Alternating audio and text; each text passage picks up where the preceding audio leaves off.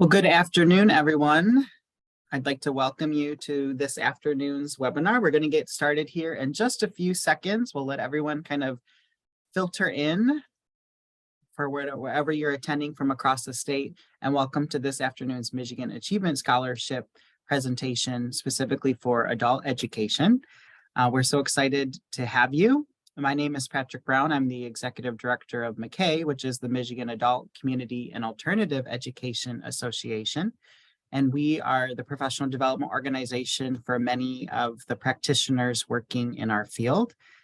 Today's session is being recorded, and so the materials that we're presenting today, as well as the recording, will be made accessible to you in the future, or if you're watching this, you've found the link. Give us a few hours to put that together and we'll send that information out. But I'm happy to be joined by a team of people that have come together, and I just would like to thank them for their contributions in putting this together. That would include the team from the Michigan Department of LEO and Economic Opportunity. This has really been a really statewide effort in putting together this presentation, as well as preparing all the materials on this wonderful opportunity. So I want to thank the team from LEO, including our own Erica Luce from the Adult Education Office, and Ava and Paul from LEO as well. I'd also like to thank the Michigan College Access Network, Jamie Jacobs, who we've worked with before on many different initiatives, for also being a part of this and spearheading this. And then I'll present our speaker here in just a moment. But I just wanted to add a note too that this is a really exciting opportunity and a space for us to be as professionals engaged with this. And then so I hope as today we go through the kind of the mechanics and the specifics of the Michigan Achievement Scholarship, I hope that you're excited as seeing this as an opportunity that was specifically included a provision for adult learners. And that's something that I know if you've worked in the field for a long time or a short time is something that we always try to advocate for, is that statewide investments will target the populations most marginalized or historically underserved. And this does just that. So I'm excited about this. I hope you are as well. We've put a lot of detail into this presentation. And so with that, I think we can kick it off and get started. If you have questions throughout the presentation, you're welcome to put those into the chat. We will be monitoring that and respond both in real time as well as periodically at different points throughout the presentation. So I'm going to turn it over to my colleague, Nick Messing, with the Michigan Student Aid team from the Department of Treasury. So thank you, Nick. Thank you, Patrick, and welcome everyone. On behalf of Michigan Student Aid Programs, I'm Nick Messing with I'm the Northern Michigan Outreach Representative, so serving the Northern Michigan region and UP. And I'm happy that you're able to join us today for this informational webinar. So let's take a look at what we'll cover today. And we are going to have a significant amount of detail in the first dozen slides or so. So if you've already got a question in mind, please hold tight with that for just a few minutes until we get through the content of those first dozen slides or so, because we're going to be answering so many questions right out the gate on this program with these early slides in that program overview, both for the short-term skills track and also the regular college track of the program. We're going to talk about potential award values for the Michigan Achievement Scholarship, different resources that we have created and assembled. The My Student Aid resources, upcoming webinar information that you can share with students directly, and we'll also reserve some time at the end for questions and answers as well. If you have a question, once we get through the first dozen slides or so, then feel free to share that in the chat. And we will address those either individually or as a group. You're going to receive a copy of the slide deck and a video recording, likely in the next 2 weeks. So you don't have to take extreme notes. You're going to have copies of the presentation and the slide deck to refer back to for any emails, websites, phone numbers, and so forth. So let's get started. So please use the chat button to submit questions once we get past these first 12 slides or so. So the program overview of Michigan Achievement Scholarship. This is the largest ever Michigan investment in higher education funding.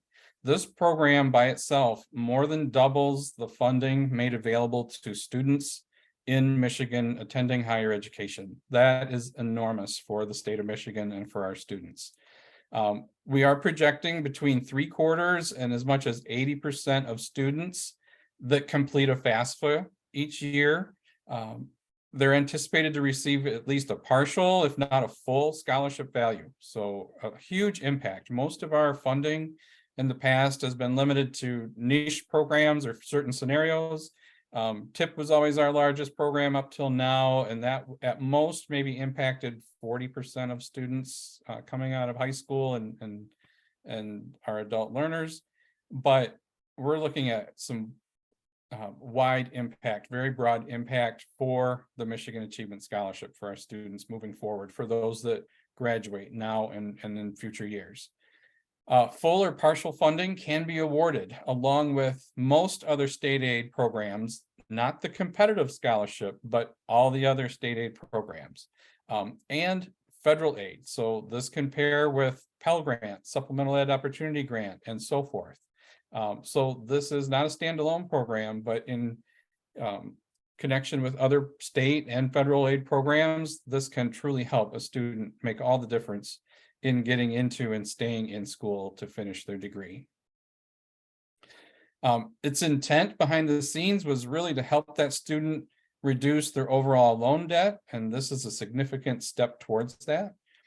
There is a maximum 5-year limitation to be aware of for overall scholarship funding. So a student can only have 5 consecutive years to receive funding once they begin receiving the funding. Now, Michigan Achievement Scholarship has a couple of pathways, and they both support students. In one way, it's student skills training, so short-term skills training. And on the other pathway, it's regular college choice. So they have that ability to go through either pathway, short-term skills training or regular college pathway. It is limited to undergraduate full-time enrollment at Michigan-approved training providers and institutions. And one of the key terms in there, and we'll revisit this in a slide or two, is the full-time provision. And I know that can be the challenge for adult learners with all their commitments and responsibilities. But I know we had talked about having Patrick say just a word or two here at this point. So Patrick, do you want to just kind of take that full-time concept forward with us? Yeah, so when this was initially announced, we were very excited about this opportunity. And then I know that there was some concerns from some of our practitioners about the full-time enrollment component. And I just wanted to have Nick give me the opportunity to share that I think this is where we as professionals lean into our capacity and share about, we are knowledgeable about this population. We're knowledgeable about many of the barriers that exist in this landscape for them. And this, again, I think is just another opportunity for us to talk about this investment, how our learners might prioritize this within their lives.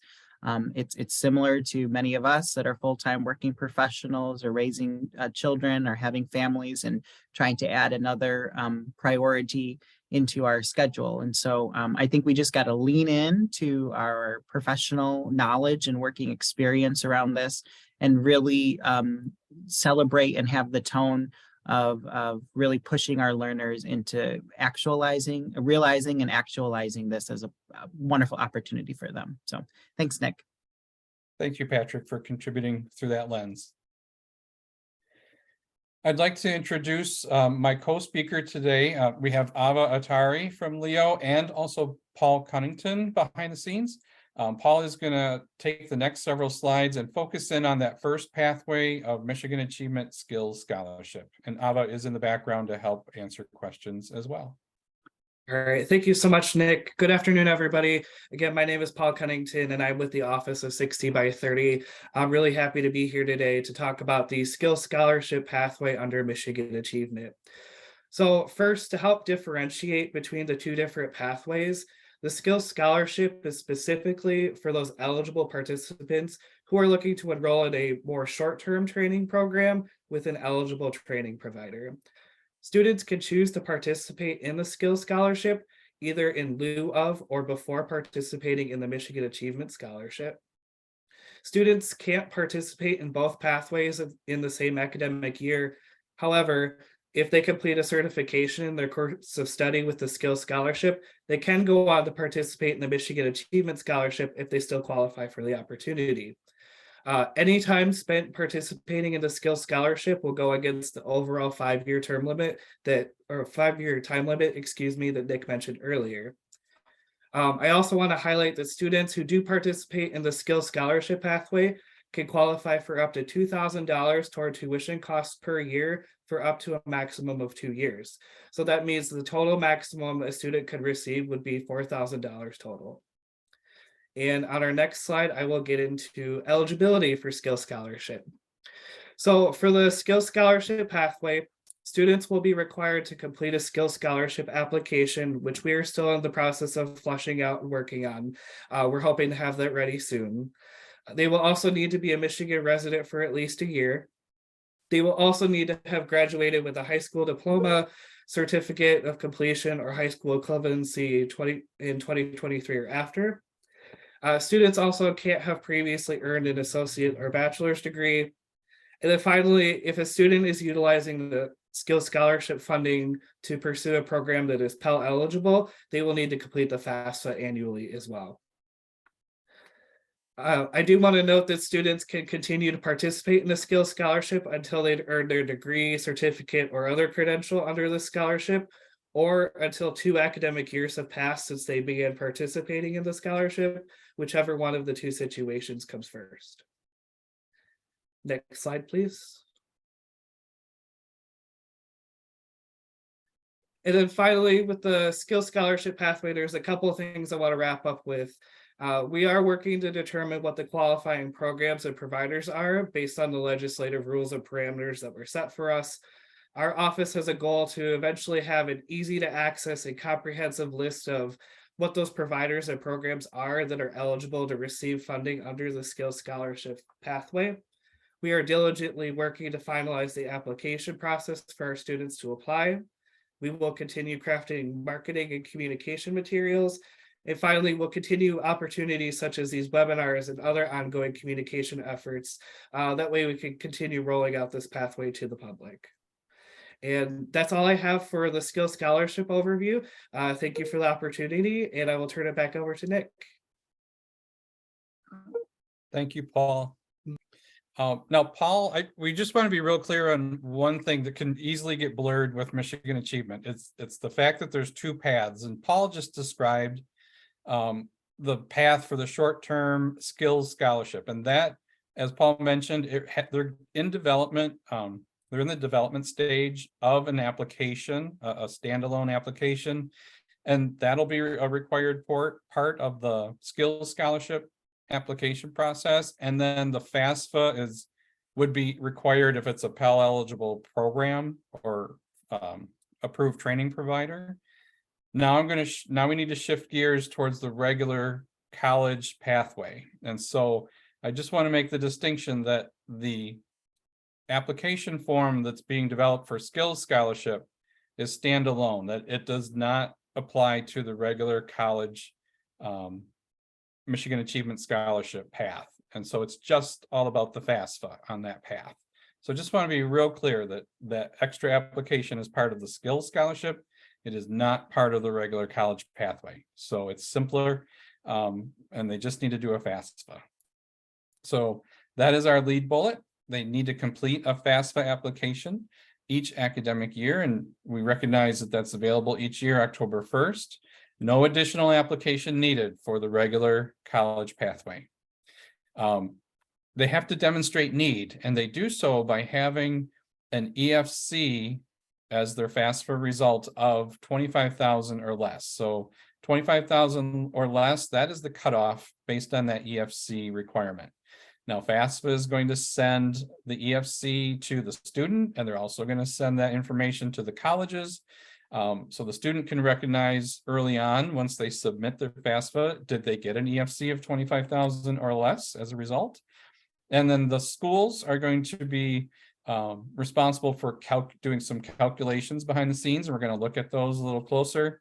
But the first step that the college financial aid offices will do with this program is look to see, once they receive a FAFSA, is that EFC 25,000 or less. That is the primary step with this program consideration.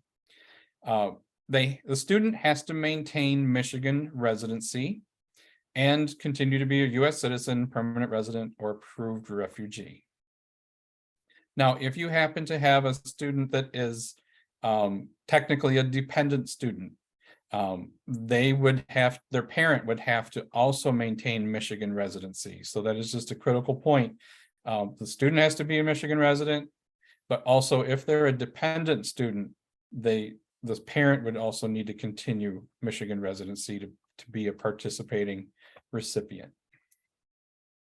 They have to graduate from a Michigan high school or its equivalent in 2023 or after. And so it is only for those graduating in the future. Maybe we've had a handful of students across the state earn their equivalency since January 1st, but majority of those students are coming up now in the spring and in June. And throughout the rest of the year. This is the first class that is being considered for this program. It does not offer any option for earlier classes. So if a student graduated in 22 or 21 or 20, they are not eligible for consideration for this program. We have other state aid programs that will take their eligibilities into account for other programs, but the Michigan Achievement Scholarship is really limited to students graduating this year and moving forward. It's a future forward type of focus for this funding. Enroll full-time as undergraduate students. So we had mentioned that a little bit earlier, and I thank you again, Patrick, for expanding on that a little bit. At eligible institutions, and literally it's most of our 80-some colleges and universities across Michigan, including our community colleges, our tribal colleges, our four-year public universities, and our four-year private universities. So students have tons of selection and options. They do have to enroll within 15 months of their high school graduation or its equivalent. So when they finish their high school or the equivalency, they have a 15-month window of time to begin receiving achievement in order to participate in this program. And so within that 15 months, once the student begins receiving funding, then the 5-year limit begins. So let's use an example. If we have a student that is going to earn their equivalency or high school diploma now coming up in June, that student would have to be enrolled by fall of 24. So if they're graduating now in say June of 23, they have to be in fall 24 full-time at a Michigan institution.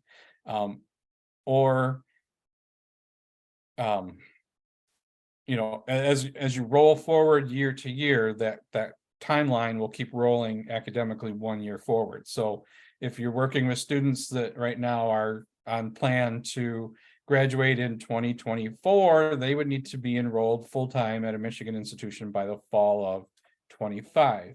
So that starts the clock, the 5-year clock, and then they would have 5 consecutive years of available funding that they would need to continue to be enrolled full-time to be renewable. They cannot be incarcerated, and the students cannot be in default on a federal student loan. So incarceration or federal loan default are 2 triggers that would eliminate their eligibility. All right, let's use some examples, and we're going to get into the fact that Michigan Achievement Scholarship value can vary depending on the type of college the student enrolls in. So let's first look at Michigan community colleges and tribal colleges. The value at a community college or tribal college is up to $2,750. And so it's quoted as an up to value because the financial aid office, once they receive the FAFSA, they have to start doing some calculations. They look to see if the student is 25,000 EFC or less, and if so, they move forward to calculate. And it's a 2-part calculation. And the first part for the Michigan Achievement Scholarship minimum award component, they have to look at the student's total cost of attendance and then also evaluate all other gift aid received. So it's kind of the big picture on the student. And if they have room for the funding, the student can receive all or even a portion of the 1,750 allocated to that piece of the formula. Then there's a second step that they have to take, and that is the Michigan Achievement Scholarship last dollar award component. This is a separate calculation they have to do for each student. And again, they look at a formula taking into account only tuition and fees this time compared to tuition and fee specific aid.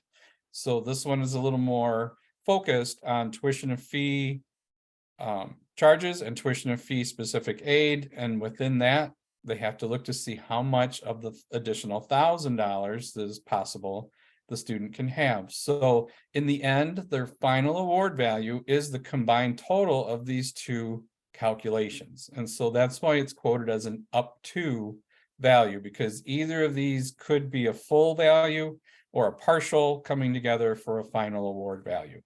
That's probably the most confusing part of the program, is the fact that it's kind of a multi-step calculation behind the scenes. They're looking at both big picture for part of it. They're looking at tuition and fee specific information for the other, combining those two results together to have a value potentially up to $2,750 for a full award. So we've just talked about Michigan community colleges or tribal colleges, but you're going to see this pattern repeat on the next two slides for the different types of colleges in Michigan, but the value is going to change. So the calculation description will remain the same, but the values are going to change as we move forward. So let's look at Michigan Public University. So these are our four-year state schools, up to 5,500. So there's a little higher value available through the Michigan Publics per year. But again, it's going to break down into two potential values, 2,500 through the minimum award and a possible additional 3,000 through the last dollar award calculation. But it's a similar calculation like we just talked about, one big picture and one tuition and fee specific. And so the combined total becomes the final award value. So again, it's an up to, because this could result in a full both full pieces being awarded or partials, or whatever, or a combination of those. So the value can combine up to 5,500. Similarly, Michigan private colleges are also an option, but the total value up to 4,000, that is different. So our private colleges around Michigan can have up to 4,000 for a student. Their minimum award is limited to 1,000. Their last dollar award component is limited to an additional 3,000. But again, it looks at those calculations the same way as the past two examples. But the private college limit is 4,000 for a student. Patrick, I'm going to pause for just a moment because we just talked about probably the most complicated part of it. Are there questions, are there themes to the questions coming in? Because this can usually generate a few questions. There are, and Ava and Jamie have been doing some awesome work in the chat to answer those, but a few that maybe would be pertinent to this section, Nick, to bring up is Pat had a question about a student maximizing or using multiple funding sources, this scholarship, Michigan Reconnect, FAFSA, resources like Pell, if someone applies and they're Pell eligible, maybe you could just, Jamie had responded, but I do think that's an important question to address. Okay. And actually, I think we're only a slide or two away from that, and that will become pretty clear as we get just a little deeper into the presentation. So let's keep moving through. I think we're about to answer that in the next couple.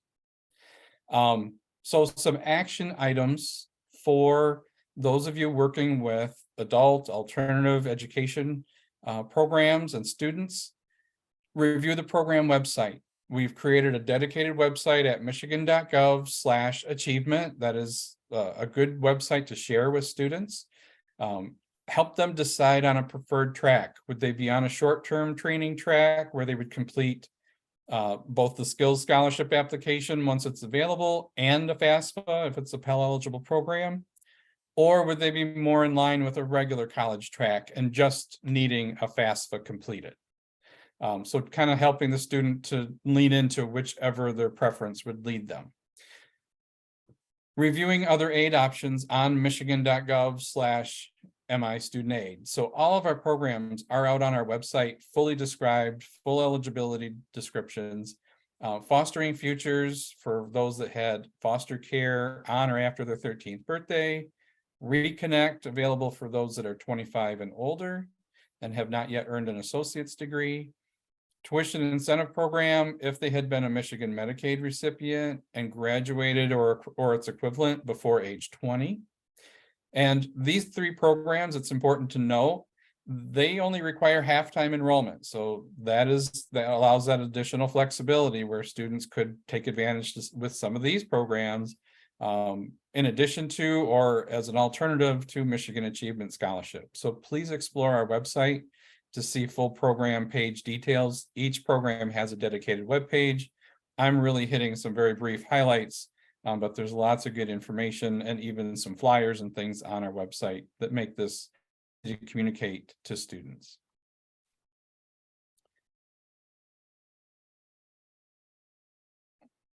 So one of the things, and coming back to that question, Patrick,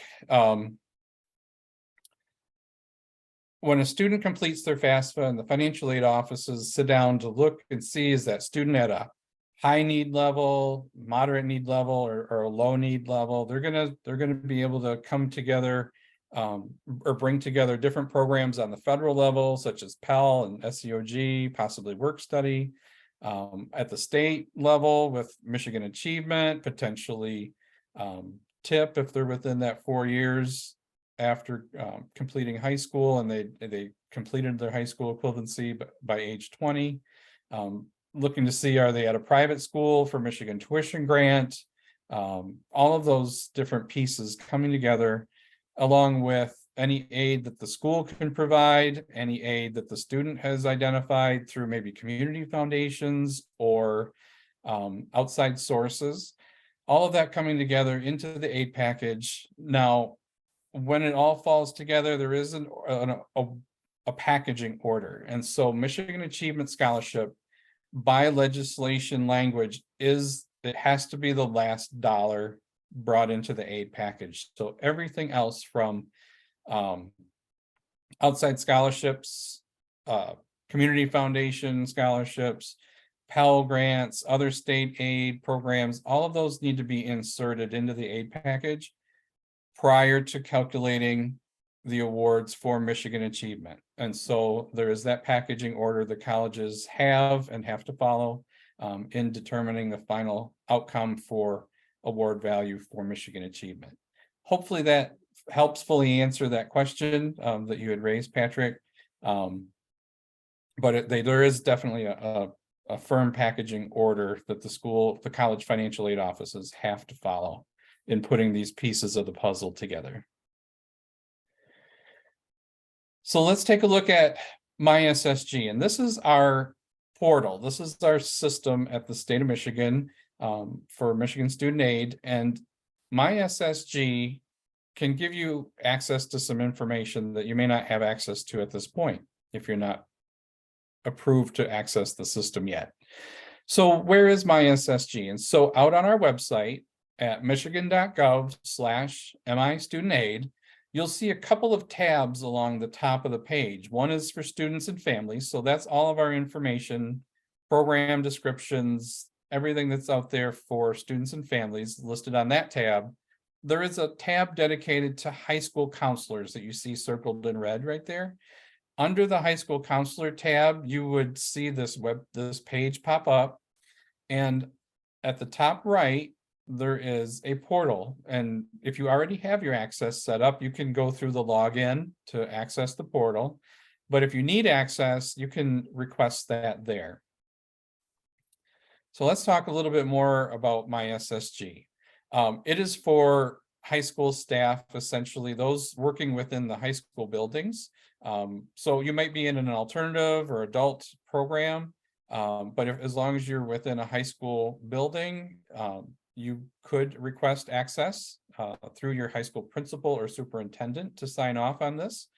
Now, MiSSG allows staff that are high school affiliated or district affiliated that are physically placed in a high school, and they're referred to as high school users. Those users can view student records, FAFSA completion data, so you can see when the FAFSA gets loaded into our system, and if their EFC was less than or equal to 25,000 for that achievement scholarship cutoff EFC.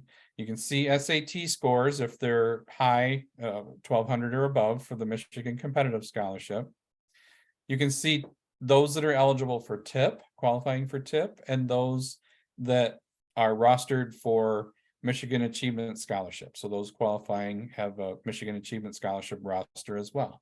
So there's different lists, different rosters, essentially spreadsheets that you can dump out of the system, listing all the students assigned to your high school location and program that would fall into any of these categories: FAFSA completion, Michigan Achievement, and TIP. Just to give you a little visual, and I'll try to zoom in on some of these just as we go through. So Michigan MiSSG system for the high school user has a menu along the left side that includes these items. And the most commonly used are that FAFSA completion data. That's the roster that shows who's completed FAFSA, who's has 25,000 EFC or less. There's a roster that includes all TIP students at all grade levels at your location. So that could be your soon-to-be graduates, or including those that would be essentially by credit hours, or grade level would be your juniors, sophomores, freshmen as a grade level consideration.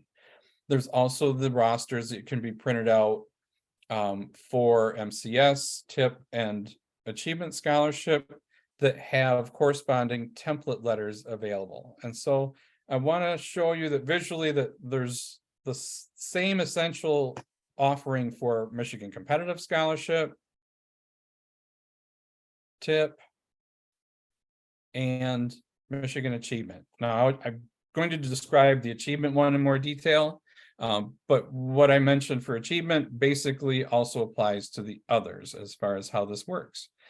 So when you go into the system and you're offered the option for any of these three, if you selected Michigan Achievement Scholarship, you could print the roster that includes the names of all the students at your location that qualify, and we follow. Location comes from CEPI, so those students' locations are reported up through the CEPI process, CEPI reporting.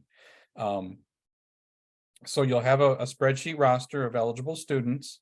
Then by checking the box down here, you acknowledge that this letter that we make available is only for Michigan Achievement Scholarship students. And so once you check the box, then this verbiage right here actually becomes a live link to a formatted letter for Michigan Achievement Scholarship eligible students. And it tells them next steps. And basically, I think we're going to see that on the next slide.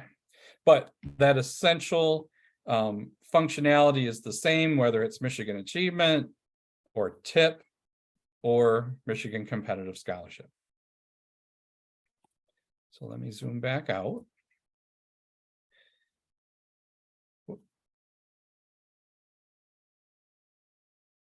And so that letter that they would get is going to encourage them to make sure their school choice number one is correct, and they can update that by going through the student portal, the student side of MiSSG, or they can call our phone number at our customer care line and just simply let us know verbally over the phone what their new preferred school choice number one is, and we can update it that way as well. They don't have to go into their FAFSA in order to update school choice number one.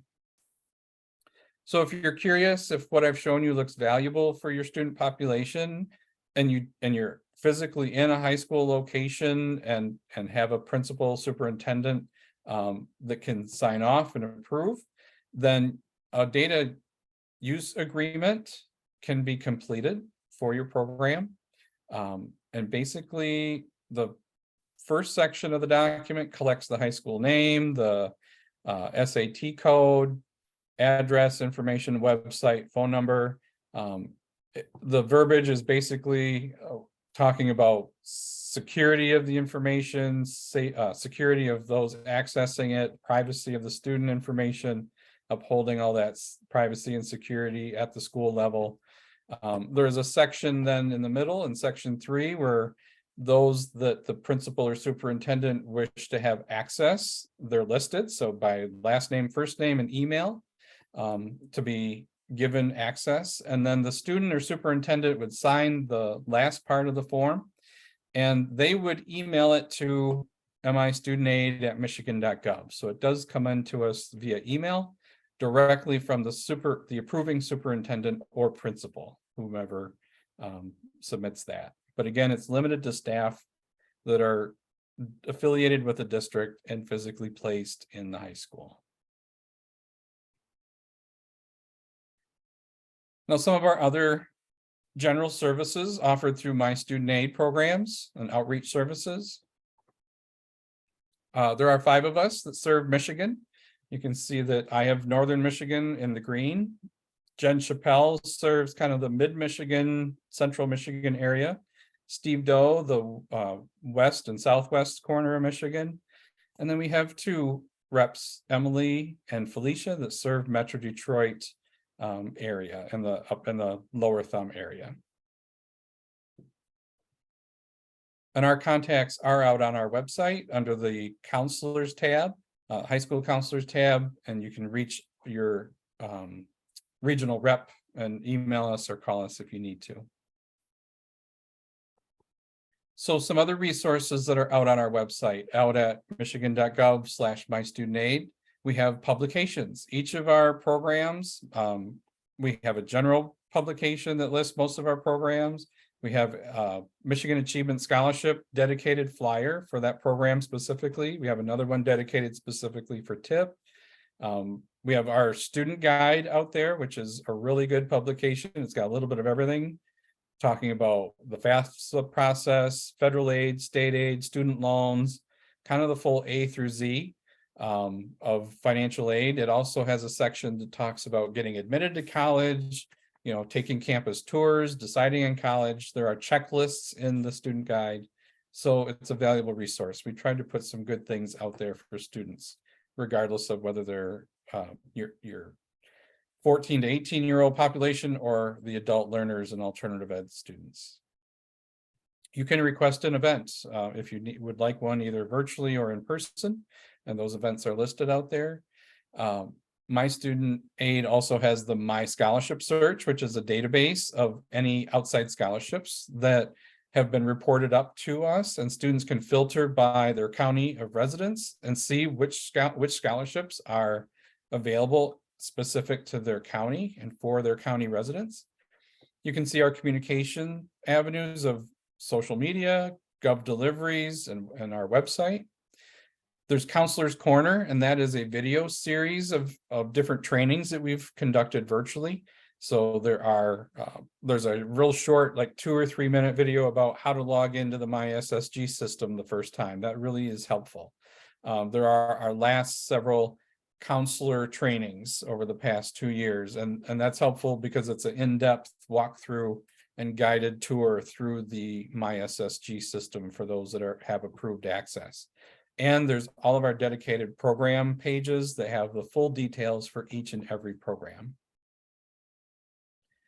And you can, again, get to that out on My Student Aid through the high school counselor tab. Now, I mentioned earlier, we did create a dedicated webpage at michigan.gov/achievement. And there are frequently asked questions. We've got about 2 dozen questions, maybe closer to 30 now. Frequently asked questions that are from students and families, and also a section that are from counselors and college staff. Our social media links are out there and posts, our program details. you can sign up for updates because parts of this program are still kind of a work in progress. This program was just announced its creation in October.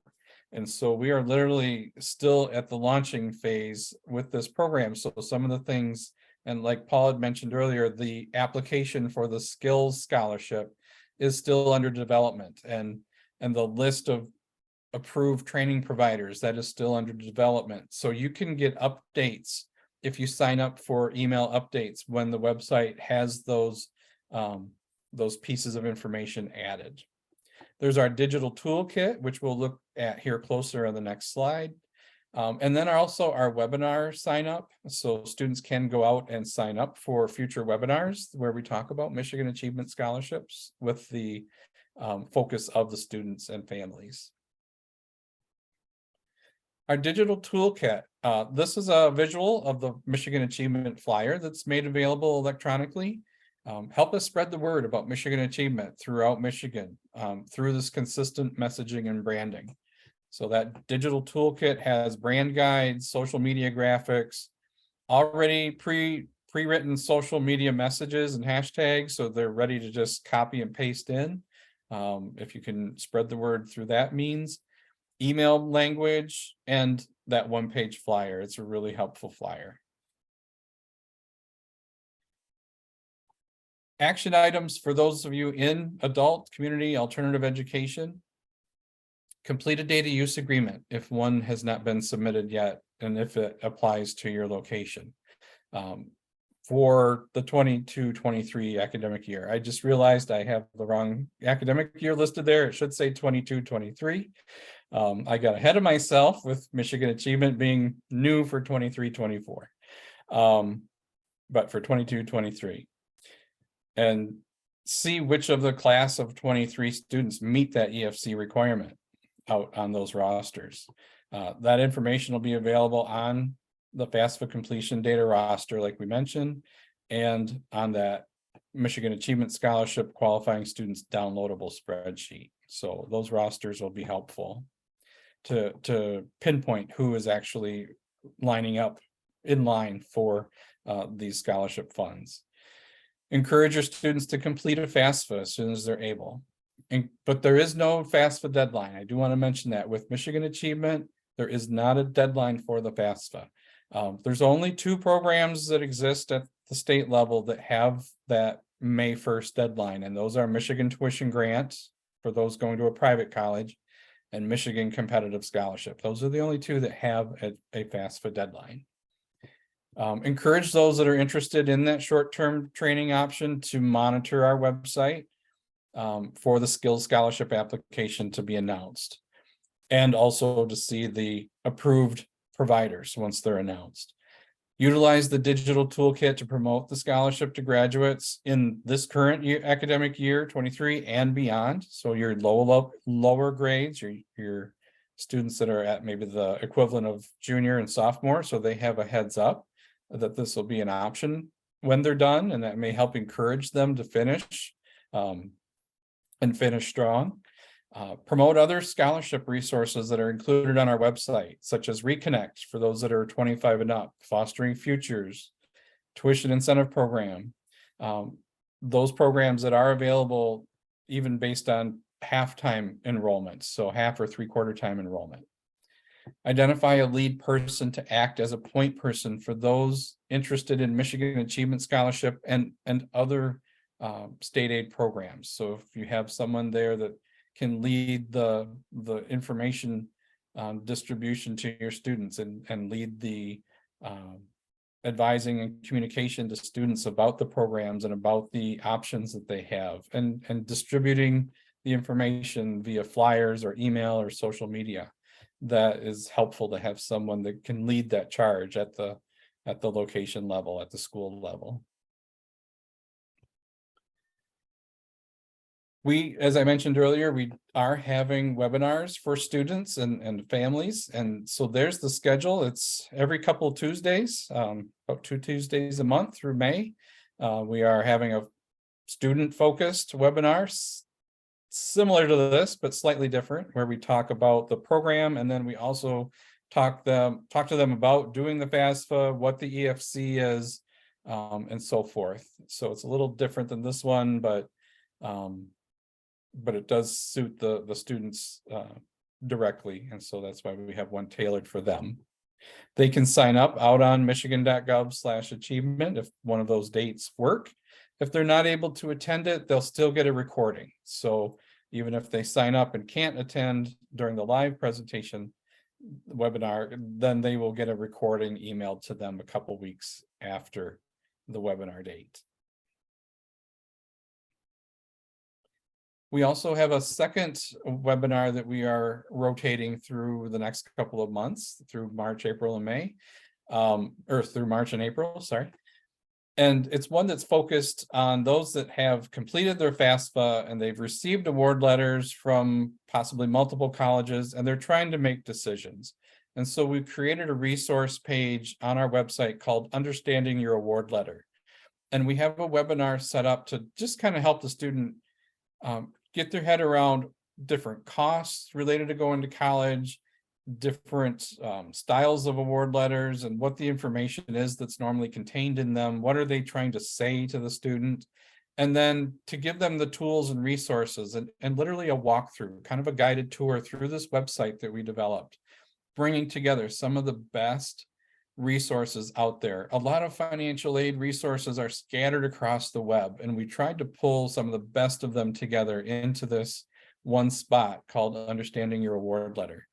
They can use these tools to compare the award letters, to help the student make the best financial decisions, big picture, and to really help them kind of compare apples to apples, different schools, because their award letters look different, they feel different. That's part of the confusion sometimes that results, and we try to give them some tools to boil that down to see side-by-side comparison.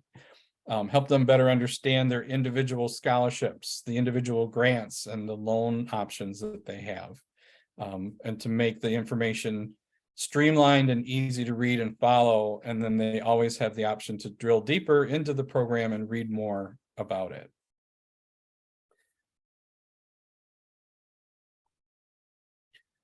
We have several behind the scenes today, helping to take care of some of the questions. We wanted to leave you with our contact information so that you could reach out if you have follow-up questions or if you have other questions that come up later. Patrick, at this point, I will ask if there were any themes again to the questions being posed, or if there's anything we need to revisit or clarify. Absolutely. And thank you again, Nick, for the organization of this and the presentation, and to those listed here on this page for putting this together. I think it's just a great reminder of really the statewide investment in this area for college access and transition, and especially for our adult learner population. So thank you to all of you for being a part of that. So Nick, there were several questions in different categories. So we'll start with the first category, and actually maybe a question for Paul around the Michigan Achievement Skills Scholarship, and kind of a thematic questions around the types of training, short-term training that would be qualifying, or the types of providers or the type of certifications that might be eligible, other specific industries. And I know that that's a little bit of work in progress, but wondered if you had any light to share on that. Yeah, exactly what you said, Patrick. That is still in the works. We're still trying to figure out what exactly falls under that eligibility category. And as soon as we know, we'll share that with everybody as well. Thank you for that, Paul. The next question, Nick, was around the marketing resources. And I know Jamie had addressed it in the chat, and I didn't know if she wanted to add anything to it around above and beyond some of the resources that are listed, that you listed, Nick, on the website, michigan.gov/achievement. Are there any additional strategies that might be in place for kind of a statewide targeting of either the graduating class of adult education 2023, or what does that landscape look like? So I don't know, Jamie, if you want to share anything in that regard. Yeah, so there's a joint effort happening between My Student Aid and MCAN to make sure we lift up a statewide marketing campaign. So both teams have been working hastily. I know that Both campaigns are set to be in the world, if you will, very publicly mid-March. So very soon here around the corner. And that'll look like all the places and spaces: billboards, transit ads, streaming ads, YouTube ads, social media, potentially some things like pizza boxes, all sorts of sort of nooks and crannies. And our team at MCAN has been working closely with Patrick to ensure we have inclusive language, but also targeted and prioritized language to adult ed providers. So there will sort of be both and happening. There will definitely be some marketing coming out that is very targeted at sort of traditional aged class of 2023 completers. And then there will be some communication that sort of speaks broadly to high school completers, and then there'll be some targeted communication towards adult completers of high school equivalencies, and along with some dedicated mailings to you all as providers, both in the forms of things like flyers and handouts, and all of those things will have virtual options. I know some of you are supporting hybrid programs or virtual programs, so they'll all have, I say virtual options like PDFs, shareable social media graphics, things like that are also transferable in other ways if you can't sort of hand things to students in front of you if you're serving them in a virtual manner.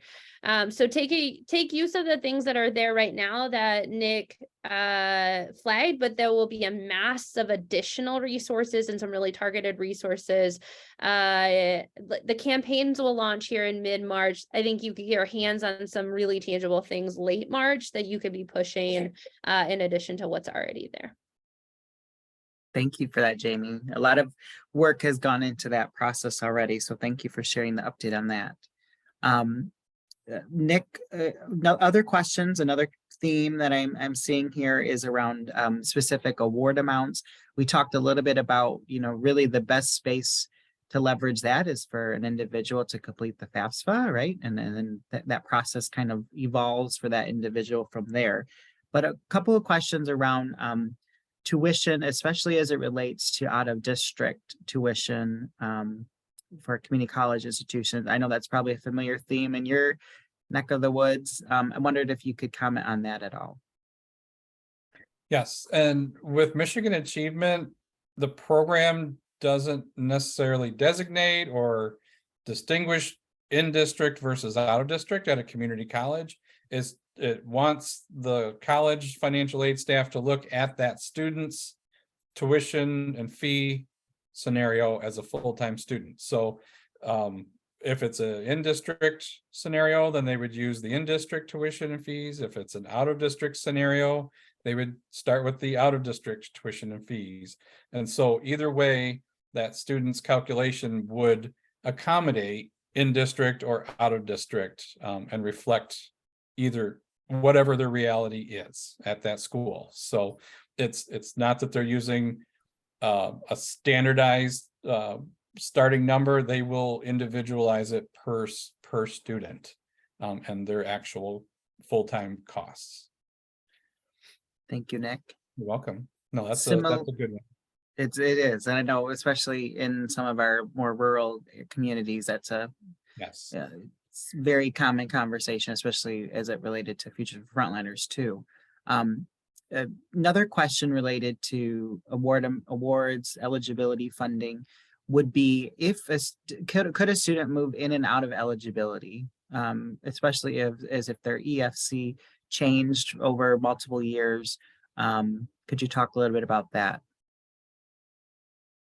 Yes, as their EFC may change year to year, if they float a little above and a little below that 25,000, if that 25,000 is kind of right at the threshold of where their EFC is, and they qualify the first year, they may not qualify the next year if that EFC goes up a bit. They may qualify the next year if it goes back down under 25,000. But a student needs to also, as part of the renewal, they have to have at least one semester of funds received each academic year. So if that student doesn't have a Michigan Achievement Scholarship awarded at any point in an academic year, either fall, winter, or summer, then that could interrupt their eligibility moving forward, that's kind of two different ways to look at it, but they do have to have full-time enrollment at least one semester every academic year in order to renew forward. So, but their EFC could fluctuate. And even if they were continuously enrolled, if that EFC goes up above 25,000, then that they would not be considered for that academic year. Thank you for that, Nick. You're welcome. A question as it relates to MiSSG. Could you just briefly again reiterate kind of the tiered recommendation for someone accessing or requesting access for MiSSG? So I think the question is related to if we are a part, this particular two kind of questions within that. One is if I'm a part of a school district and yet my physical address is different than the high school, could I still request access? I think that's one question. And then the second, and we had communicated about this as well, is could you talk a little bit about if a nonprofit 501c3 would be able to access that? So let's address the first question first. Sure.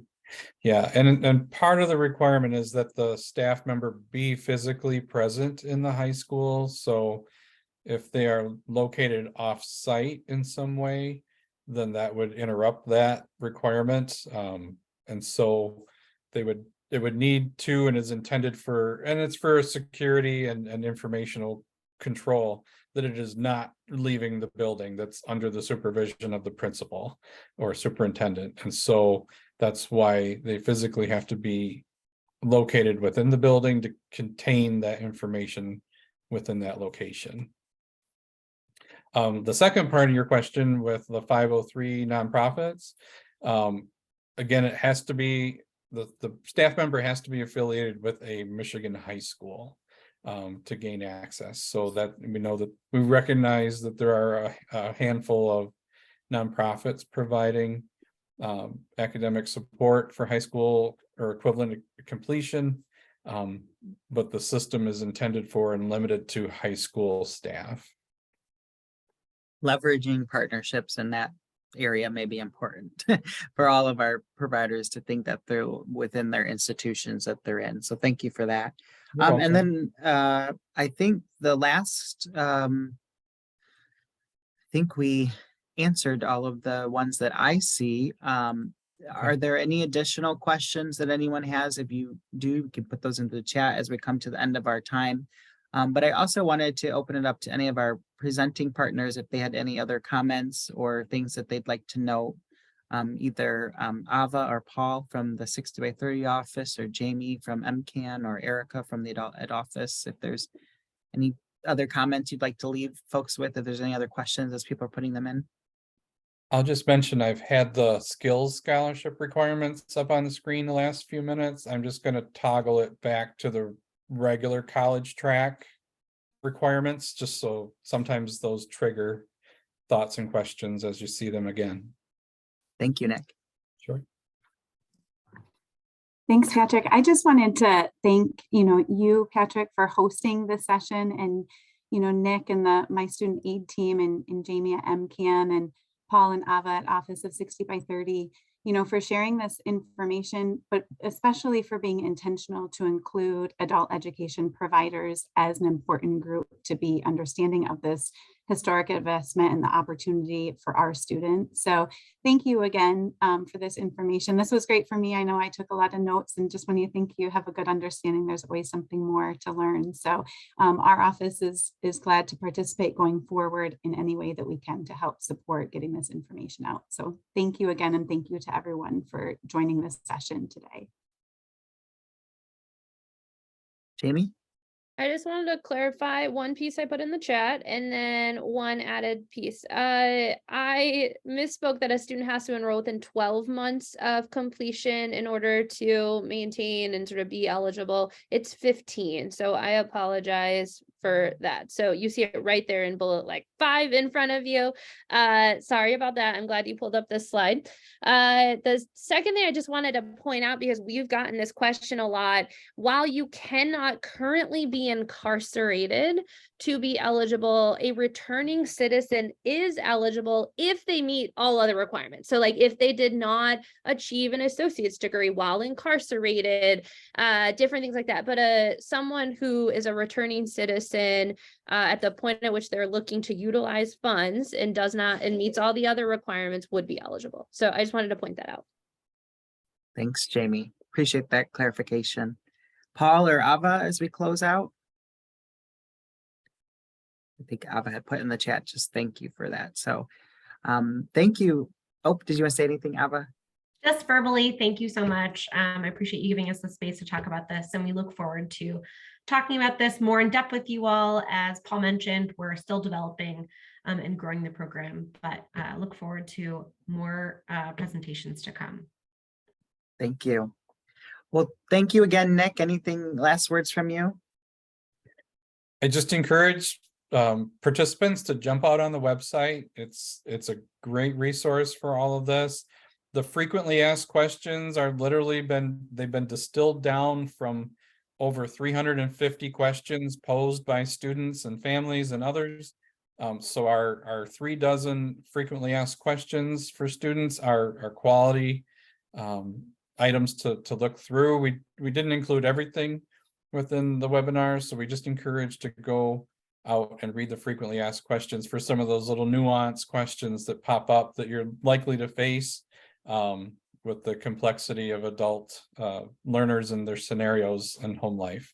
But definitely encourage the frequently asked question review at some point when you have a few minutes. Thank you, Nick. And thank you all for attending. This is such, again, a wonderful opportunity, and we're coming to an important time in our programming where some of this really will become actual for many of our participants that like to take advantage of this. And so I appreciate Nick and the rest of the team in our marching orders going forward of trying to identify a lead person to kind of be engaged with this work in this landscape, encouraging exploration, both on the professional side, but also potential eligible participants to go to the michigan.gov/achievement and explore this opportunity.